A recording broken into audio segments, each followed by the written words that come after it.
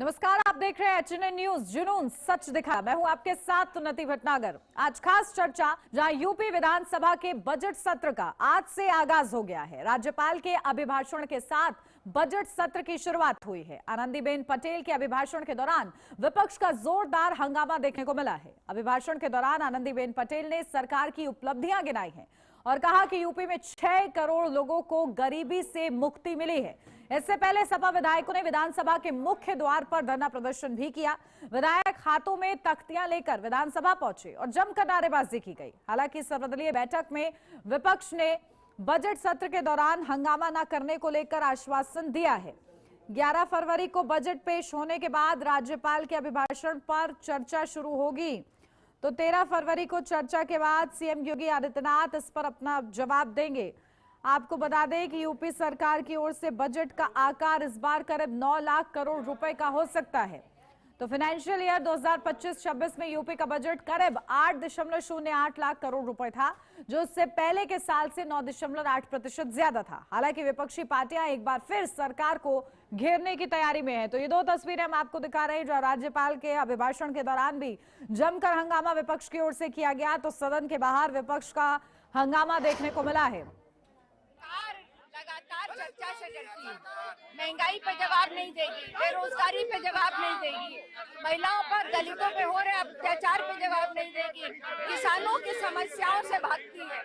हमारी जिम्मेदारी है, हम सरकार की जवाबदेही सदन के अंदर तय। विपक्ष सरकार से जवाब मांगेगा कि जो देश के अंदर, उत्तर प्रदेश के अंदर बेरोजगारी बढ़ रही है, जो स्वास्थ्य सुविधाएं एकदम पूरी तरह से फेल है, गरीब आदमी बिना इलाज के मर रहा है, जिस तरह से कोडीन माफिया खुलेआम लोगों के साथ उनके खिलाफ कोई कार्रवाई नहीं हो रही, ये सारे मुद्दों को लेकर सरकार को सदन के अंदर घेरने का काम विपक्ष करेगा। बातें, जहां प्रदेश में कानून व्यवस्था बेहतर हुई है, राज्यपाल की ओर से कहा गया अपराध पर जीरो टॉलरेंस की नीति अपनाई गई है। और देखिए किस तरीके से ये महत्वपूर्ण बातें जो हैं राज्यपाल ने अपने अभिभाषण में कही हैं। 2017 से अपराधियों के खिलाफ अभियान जारी है। तो वहीं 9 फरवरी सत्र की शुरुआत, यानी कि आज से देखिए बजट सत्र की शुरुआत उत्तर प्रदेश में हो चुकी है। तो राज्यपाल का अभिभाषण के साथ इस सत्र की शुरुआत हुई है। और देखिए विशेष ये सत्र है, 11 फरवरी को बजट पेश किया जाएगा। वित्त मंत्री सुरेश खन्ना बजट पेश करेंगे।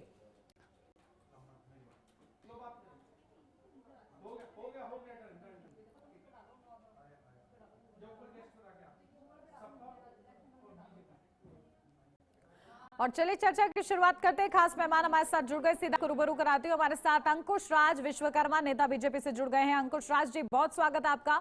हमारे साथ रामलखन यादव, नेता समाजवादी पार्टी से जुड़ गए हैं। रामलखन जी, आपका भी बहुत स्वागत।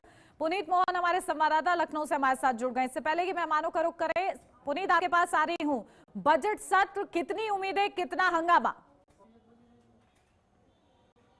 देखिए, आज बजट सत्र का पहला दिन था और ऐसे में समाजवादी पार्टी ने वेल में आकर के धरना प्रदर्शन किया। समाजवादी पार्टी के विधायकों ने जब राज्यपाल ने अपना अभिभाषण पढ़ना शुरू किया, उसी दौरान जो समाजवादी पार्टी के विधायक थे वो गो बैक के नारे लगाने लगे। उनका साफ तौर पे कहना था कि वर्तमान सत्ताधारी पार्टी बीजेपी जनता के जुड़े हुए मुद्दों पर बात नहीं करती, आम जनमानस से जुड़ी हुई समस्याओं पर, प्रदेश में हो रहे दलितों के अत्याचार पर, महिलाओं के अत्याचार पर, किसानों और नौजवानों के लिए सरकार ने अभी तक क्या किया, उस पर जवाब देने की बजाय सरकार चुप्पी साध लेती है या जल्द से जल्द सत्र को समाप्त कराने का प्रयास करती है। विपक्ष की जिम्मेदारी है कि वो सत्तापक्ष की जवाबदेही तय कराए। ऐसे में जो कमाल अख्तर है समाजवादी पार्टी के मुख्य सचेतक और वो अन्य विधायक वेल में आ गए। वेल में आकर के उन्होंने आरोप लगाया उनके हाथ में पोस्टर्स से, जिसमें तमाम तरीके के आरोप लगे थे। कानून व्यवस्था बदहाल है, जो पुलिस काम करती है वो टारगेटेबल काम करती है, यानी टारगेट के आधार पर लोगों के ऊपर कार्रवाई करी जा रही, सजातीय सरकार चल रही। एक बार फिर से कमाल अख्तर ने कोडिन कफ सिरप के लोगों पर कार्रवाई ना होने का आरोप लगाया। महिलाओं और किसानों, नौजवानों के साथ अन्याय हो रहा है, इस पर सरकार चुप है। उनका साथ देने के लिए कांग्रेस की जो विधायक है, विधानमंडल दल की नेता है आराधना मिश्रा मोना, वो भी आकर बेल में बैठ गई। उन्होंने साफ तौर पर कहा कि विपक्ष की जिम्मेदारी है कि सत्ता को जगाए और सत्ता से सवाल करे। आम जनमानस से जुड़े हुए सवाल पूछना हमारी जिम्मेदारी है और हम सरकार को जगाने का प्रयास कर रहे हैं। जी बिल्कुल। और देखिए ये बजट सत्र किस तरीके से हंगामेदार रहता है ये देखना होगा, क्योंकि आज की यानी कि पहले दिन की तस्वीर हंगामेदार रही है। चलिए मेहमानों का रुख करते हैं। रामलखन यादव जी आपके पास आई हूं, क्योंकि समाजवादी पार्टी ने सदन में भी हंगामा किया और सदन के बाहर भी हंगामा देखने को मिला। क्या मुख्य वजह आपके विरोध की? देखिए ये जो बजट है पूरी तरह से भाजपा के लिए भ्रष्टाचार का महोत्सव। इसलिए पूरी समाजवादी पार्टी समूचे उत्तर प्रदेश की जनता के लिए, उनके अधिकारों के लिए इस बजट का बहिष्कार करती है और विरोध करती है। पूरी तरह से यह बजट जो है ये उत्तर प्रदेश सरकार के विदाई का आखिरी बजट है। इस बजट के बाद यूपी की सरकार का विदाई होना तय। इसलिए हम सभी समाजवादी इसके विरोध में है और इसका विधानसभा के बाहर प्रदर्शन हो रहा है। नहीं, भ्रष्टाचार की आपको वो कहां से आ रही है? क्या वो मुद्दा है? मैं ये पूछ रही हूँ आपसे, क्योंकि सीएम योगी आदित्यनाथ कह रहे हैं कि रेवेन्यू सरप्लस स्टेट है और आप लोग को लग रहा है कि नहीं, बजट सत्र में शुरुआत के साथ ही हंगामा करते तो कोई तो रणनीति, कोई तो ऐसा मुद्दा होगा। क्या वो मुद्दा है? क्या आधार विरोध का? उत्तर प्रदेश में मुद्दे की कमी नहीं है। बीजेपी की जब से गवर्नमेंट बनी है हर मुद्दे में, हर काम में भ्रष्टाचार है। भ्रष्टाचार से अछूता उत्तर प्रदेश कहाँ है? हर जगह भ्रष्टाचार में लिप्त है उत्तर प्रदेश की सरकार। ठीक है, कहाँ भ्रष्टाचार नहीं है आप ये बता दीजिए। हर जगह भ्रष्टाचार। अंकुश राज विश्वकर्मा जी, देखिए आपके पास आ रही हूँ, क्योंकि सत्ता पक्ष को की जवाबदेही बनती है। बजट सत्र है और भ्रष्टाचार के आप लोग पर आरोप लग रहे हैं। सदन के बाहर भी हंगामा हो रहा है, अंदर भी हंगामा हो रहा है। क्या तैयारी आपकी? जी जी, जय श्री राम, जय भारत। जय सिया राम। जी जी, देखिए हम लोग काम करने पे विश्वास करते हैं। भारतीय जनता पार्टी माननीय मुख्यमंत्री योगी आदित्यनाथ जी की नेतृत्व में 9 साल हो गए हैं। पूरे प्रदेश में जनता खुशहाल है। सभी लोगों को सरकार की सब उपलब्धियां मिल रही हैं। विपक्ष के पास और कोई तो मुद्दा है नहीं, सिर्फ आरोप पे आरोप लगाना है। आज क्षेत्र में, गांव गली मोहल्ले में जाके देखिए लोगों का क्या हाल था और आज क्या कैसे खुशहाल हैं। हर किसान को, हर रोजगार को सारी सुविधाएं मिल रही हैं। विपक्ष के भाइयों से तो कम से कम जनता के बीच में जाके उनसे उनका हाल चाल लेना चाहिए कि उनको सरकार के प्रति उनकी क्या भावना है। और जो ये बजट आने वाला है, इस प्रदेश में किसान गरीब लोगों को बहुत बड़ा बजट मिलने वाला है और सभी का जो है इससे कहीं न कहीं रोजगार बढ़ेगा, लोगों का सुविधाएं अच्छी मिलेगी। लेकिन अंकुश राज जी, विपक्ष को ये लग रहा है कि पूरा खोखला होता है आपका बजट, उसमें भ्रष्टाचार ही भ्रष्टाचार होता है। भ्रष्टाचार तो पूरे 9 साल में उत्तर प्रदेश में आपने देखा होगा, विपक्ष के लोगों ने भी देखा होगा। भ्रष्टाचार सिर्फ भ्रष्टाचारियों जो भ्रष्टाचार में लिप्त है उन्हीं को लगता है कि सरकार भ्रष्टाचार कर रही है। आम आदमी, आम किसान, आम जनता से आप पूछिए, सरकार जैसी है ऐसी कभी हम लोगों को भविष्य में पूर्व में नहीं मिली है और आगे भी जनता अपेक्षा करती है। परम पूज्य योगी आदित्यनाथ जी के माध्यम में 27 में पुनः सरकार बनेगी और ज्यादा से ज्यादा अधिक सीटें आएंगी हमारी। ये जनता तय करेगी। ये आरोप लगाने वाले नेता और विपक्ष दल नहीं तय करेंगे कि सरकार में कौन। ठीक है, आप लोग अपने बजट की सराहना कर रहे हैं तो वो ये कह रहे हैं कि खोखला बजट होगा, लेकिन पुनीत मुझे तथ्य जानना है, क्योंकि देखिए एक तरफ यूपी जो है रेवेन्यू सरप्लस स्टेट की कैटेगरी में नंबर 1 पर आता है, शीर्ष स्थान हासिल करता है, लेकिन दूसरी तरफ ये भी जानकारी मिलती है कि विभागों तक उतना पैसा नहीं पहुंचा जितना आवंटित किया गया था। क्या इसकी सच्चाई है? देखिए, उन्नति उत्तर प्रदेश सरकार का जो बजट होता है वो विश्व में किसी छोटे देश के बजट के समान होता है। आप देखिए कि 8,08,000 करोड़ का एक भारी भरकम बजट पिछले वर्ष आया था और उसके बाद भी अनुपूरक बजट की जरूरत पड़ गई। अनुपूरक बजट वो बजट होता है जब बजट सत्र का 30 या 40% पैसा बचता है तो उसके बाद अनुपूरक बजट ला करके, ताकि विकास कार्य डिस्टर्ब ना होने पाए, काम रुकने ना पाए, उसके लिए अनुपूरक बजट लाया जाता है। यही सवाल समाजवादी पार्टी कर रही है कि 8,08,000 करोड़ का आप एक बड़ा बजट लेकर के आए थे, उसका आपने कहाँ सदुपयोग किया? अनुपूरक बजट भी इससे एक मंथ पहले जब हुआ था तो तमाम तरीके के सवाल समाजवादी पार्टी ने करे थे। अनुपूरक का बजट सत्र जो चला था 2 से 3 दिन का, उस दौरान भी समाजवादी पार्टी लगातार ये आरोप लगा रही थी कि विकास कार्य केवल फाइलों में हो रहा है। धरातल पर ऐसा कौन सा कार्य आप कर रहे हैं जो इतने लाखों करोड़ रुपए खर्च हो रहे हैं? फिलहाल इंफ्रास्ट्रक्चर पर, महिला सुरक्षा पर, स्वास्थ्य पर सरकार ने काम किए हैं। सरकार ने दावा प्रस्तुत किया था और अब इस बार भी जो बजट आ रहा है उन्नति, ये तकरीबन 9 लाख करोड़ के आसपास का होगा। सरकार का दावा है कि इसका 25% जो हिस्सा है वो इंफ्रास्ट्रक्चर पर खर्च किया जाएगा। सरकार ये भी दावा कर रही है कि हमने कई एक्सप्रेसवे बनाए हैं, चाहे वो पूर्वांचल एक्सप्रेसवे हो, चाहे वो गंगा एक्सप्रेसवे हो, तमाम जो सड़कें हैं उनको सुधारा है, मूलभूत सुविधाओं से लोगों को भरपूर किया है। देखिए, जो आम जनमानस की सुविधाएं हैं, बिजली, पानी, सड़क, इसको हम पूरी तरीके से ध्यान में रख करके काम कर रहे हैं। लेकिन समाजवादी पार्टी के जो विधायक हैं उनका सीधा सा आरोप है कि कामों में भ्रष्टाचार है, और अगर भ्रष्टाचार ना होता तो चरकारी के विधायक जल शक्ति मंत्री को ही क्यों रोकते? उनका काफिला रोका गया था, जिस तरीके से जल जीवन मिशन के तहत वहां सड़कें खुदी थी और महीनों से उसका निर्माण नहीं हो रहा था। लोग जा करके विधायक के दरवाजे पर जब विधायक को बुरा भला कहने लगे तो विधायक ने जल शक्ति मंत्री जो दौरे पर आए थे महोबा में, उनको ही रोक लिया। तमाम तरीके के आरोप समाजवादी पार्टी लगा रही है। आरोप प्रत्यारोप का दौर चल रहा है, लेकिन जिस तरीके से सरकार पिछली बार बजट लेकर के आई थी, हमने 11 फरवरी क्योंकि बजट पेश होना है, उससे पहले कितनी उम्मीद और उन उम्मीदों, क्योंकि पिछले बार का जो रिपोर्ट कार्ड रहा बजट का, उसी के आधार पर हम आगे भी चर्चा करेंगे। आप तीनों ही हमारे साथ बने रहिएगा, आपके पास और भी चर्चा को आगे ले जाएंगे। फिलहाल यहाँ रुक रहे एक छोटे से ब्रेक के लिए, जल्द हाजिर होते हैं। ब्रेक के बाद स्वागत है आपका। लौटते हैं चर्चा की ओर। लगातार खास मेहमान हमारे साथ बने हुए। चर्चा हो रही है क्योंकि यूपी विधानसभा में खास तौर से बजट सत्र की शुरुआत हो चुकी है। अंकुश जी, आपके पास आ रही हूं क्योंकि पुराने रिपोर्ट कार्ड की अगर बात करें तो अभी भी जो आप लोगों ने 8 लाख करोड़ का करे बजट पेश किया था पिछली बार, उसमें से केवल 54% ही विभागों तक गया। ऐसे में किस तरीके से, कहां उसका बंदरबाट हो रहा है, या क्यों जिस उद्देश्य के साथ आप लोग बजट लाए वो इम्प्लीमेंटेशन में कहां पर चूक हो रही है, क्या कहेंगे इस पर? जी, मैं बताना चाहिए, प्रदेश में बहुत से ऐसी परियोजनाएं चल रही हैं जो पूर्व की सरकारों ने कुछ काम ही नहीं किया। आप गांव से और शहर को जोड़ने के बीच में देखिए जो स्थितियां थी, आज अच्छी व्यवस्थाएं हमारी सरकार ने किया है कि जो शहर से ग्रामीण क्षेत्र से अच्छी रोड, नाली, बिजली, इतना काम तो 50 वर्षों में नहीं हुआ जो माननीय योगी जी के राज में पिछले 9 साल में काम हुआ है। 50 साल में ऐसा काम नहीं हुआ। और अभी 1 वर्ष अभी है इस सरकार में, आगे फिर पुनः माननीय मुख्यमंत्री जी के योगी आदित्यनाथ जी के नेतृत्व में सरकार बनेगी और जनता को फिर इसका पुनः लाभ। ऐसा नहीं है, कहीं कहीं हो जाता है, काम में थोड़ा विलम्ब है।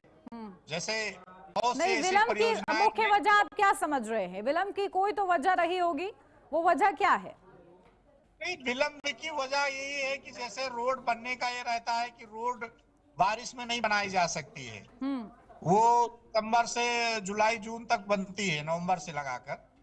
तो ये कुछ ये काम थोड़ा मौसम के कारण विलम्ब होता है। बाकी हम तो चाहते हैं, अपने साथियों से कहना चाहते हैं कि आप ग्रामीण क्षेत्र में जाइए, जनता के बीच में जाइए, जनता से सरकार की उपलब्धियां पूछिए, तब तो आपको पता चलेगा। ठीक है, यहाँ घर पे रामलखन जी, सदन के बाहर और अंदर आप लोग हंगामा कर रहे हैं लेकिन ग्राउंड जीरो पर नहीं उतर रहे। कुल मिलाकर ये कहना चाह रहे विश्वकर्मा जी कि अगर आप जाएं, लोगों से बात करें तो आपको पता चलेगा।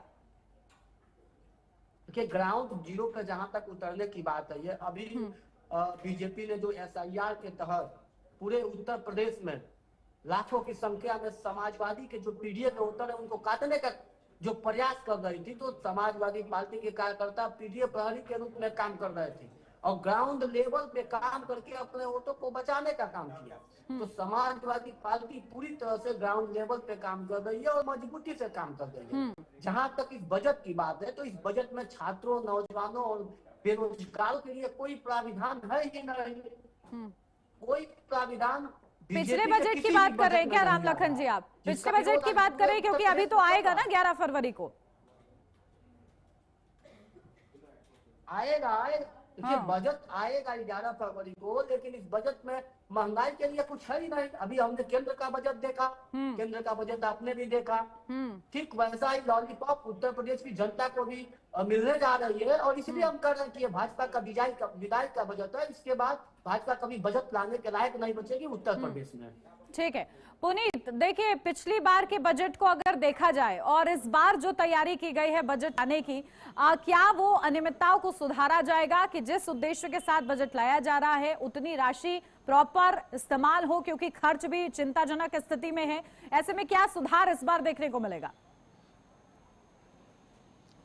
देखिए उन्नति सीधे तौर पर अगर हम समझें तो सरकार का जो बजट लाने का मूल उद्देश्य रहता है कि नीति और नियत साफ रहती है। भारी भरकम बजट लाया जाता है ताकि विभागों को बजट की कमी ना पड़े और विकास कार्य समय पर होते रहें। लेकिन जिस तरीके से विभागों में बजट की फाइलें टेबल दर टेबल भटकती रहती हैं और ऐसे में एक वर्ष कब बीत जाता है पता ही नहीं चलता। आप देखिए कि 8,08,000 करोड़ का 54% खर्च कर पाए, उसके बाद अनुपूरक बजट लाना पड़ा, यानी कि बाकी का बचा 56% पैसा कहीं ना कहीं डम था और अनुपूरक बजट ला करके जो विभागों को बजट कम पड़ रहा था उनको बजट दिया गया। तो जाहिर तौर पर कई विभाग ऐसे भी हैं जो मुख्यमंत्री की मंशा के अनुरूप कार्य नहीं कर रहे हैं। सुधार की आवश्यकता है। फिलहाल सरकार ने सुधार का प्रयास किया। देखिए डिजिटलाइजेशन को बढ़ावा दिया गया, चीजें डिजिटल करी गई हैं ताकि जो फाइलें हैं वो टेबल टू टेबल ना भटके, समय कम लगे। जितना ज्यादा डिजिटल को बढ़ावा दिया जाएगा और जितनी तेजी से प्रोसेस से काम होगा। देखिए एक एक साइन करने के लिए अगर फाइलें 2-2 दिन 3-3 दिन लटकी रहेंगी तो विकास कार्य ऑफिसों से सड़क तक पहुंचने में महीनों लग जाएंगे। उसको ऐसे में समझना होगा कि डिजिटलाइजेशन को जिस तरीके से सरकार बढ़ावा दे रही है, जो सरकारी कर्मचारी अधिकारी हैं इनको भी समय समय पर ट्रेनिंग दे। अब जैसे एआई आ गया, आगे नई टेक्नोलॉजी आएंगी, इसकी ट्रेनिंग दी जाए ताकि कहीं विलंब ना हो। बजट बड़ा लाना युवाओं के लिए क्या कुछ होगा? क्योंकि देखिए चुनाव ये समझा जा रहा है क्योंकि चुनाव भी नजदीक है, ऐसे में क्या कुछ इसमें हो सकता है इस बजट में? क्योंकि पिछली बार को लेकर ये आरोप लगाया गया कि युवाओं को दरकिनार किया गया। देखिए इस बार पंचायती का चुनाव होना है और 2027 में विधानसभा का चुनाव होना है। जिस तरीके से भारतीय जनता पार्टी ने बजट की रूपरेखा तैयार करी है, सूत्र बताते हैं कि इसका 25% इंफ्रास्ट्रक्चर पे खर्च होगा, यानी गांवों को भी जो हाईवे से जोड़ने वाली सड़कें हैं उनको जल्दी से जल्दी बनाने का प्रयास किया जाएगा। गांवों में बिजली पानी की समस्या ना रहे, स्कूल कॉलेज कल्याण मंडप यानी कि जहां शादियां वगैरह होती हैं, प्लेग्राउंड वगैरह हैं, इनमें जितना भी काम रुका हुआ है इसको जल्दी से जल्दी कराया जाए। इसके बाद महिला सुरक्षा पर 12 से 15% बजट खर्च करने का पूरा प्रावधान है। कानून व्यवस्था को मजबूत किया जाएगा क्योंकि योगी सरकार का दावा है कि योगी सरकार की कानून व्यवस्था की जो ख्याति है वो पूरे प्रदेश में ही नहीं बल्कि पूरे देश में इसकी प्रसिद्धि है, पूरी ख्याति है, लोग चर्चा करते हैं। और ऐसे में कहीं ना कहीं कानून व्यवस्था को बढ़ावा देने के लिए बजट को मजबूत किया जाएगा। स्वास्थ्य सेवाओं को भी 8 से 10% का बजट दिया जाएगा। कई ऐसी स्वास्थ्य सेवाएं हैं जो अभी फिलहाल अंडर प्रोसेस चल रही हैं, कई सीएचसी पीएचसी पे तमाम चीजों की कमी है। लेकिन जिस तरीके से पंचायत चुनाव होने उन्नति, अब आप देखेंगे कि गांव की जो सीएचसी और पीएचसी उनमें बदलाव आएगा, वहां पर आपको डॉक्टर मिलेंगे, सुविधाएं मिलेंगी,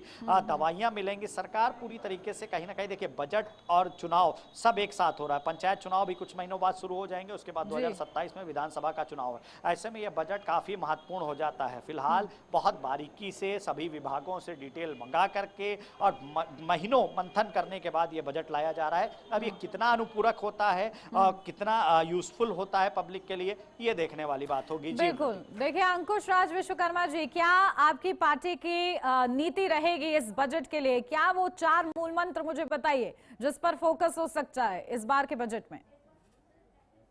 देखिए अभी क्या है, अभी जो सरकार की जो मंशा है, सरकार की मंशा ये है कि हमारी सरकार का जो मूल रूप से जो काम है वो जो हमारे ग्रामीण क्षेत्र हैं, जो पूर्व की सरकारों में विकास के नाम पे एकदम जीरो था, वहाँ आज हमारी सरकार एकदम, जो भाई साहब ने बताया अभी, कि गांव को शहर की तरह जोड़ने का काम सरकार कर रही है। ये पिछले 9 साल से परम पूज्य योगी आदित्यनाथ जी के नेतृत्व में सरकार चल रही है। आज गांव में खुशहाली, रोड नाली इतना सब बढ़िया हो गया है कि जनता चाहती है कि हमें ऐसा ही मुख्यमंत्री चाहिए। माननीय योगी आदित्यनाथ जी के नेतृत्व में जितने भी कार्य हो रहे हैं बहुत अच्छे काम है। जनता के बीच में हम लोग रहते हैं और जनता संतुष्ट है। जनता सरकार की कार्य योजनाओं से भी परिचित है। जनता खुश तब होगी जब जिन परियोजनाओं की घोषणा की गई है वो उतनी ही तेजी से जमीनी स्तर पर लागू होंगी, ये समझिए विश्वकर्मा जी। ठीक है।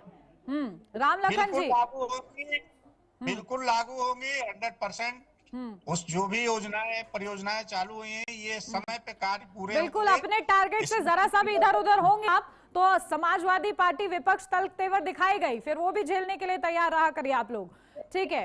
राम लखन जी, मैं आपको बताना चाहता हूं जो अभी भाई साहब ने एसआईआर के लिए बताया, एसआईआर एक भारत निर्वाचन आयोग की एक प्रक्रिया है।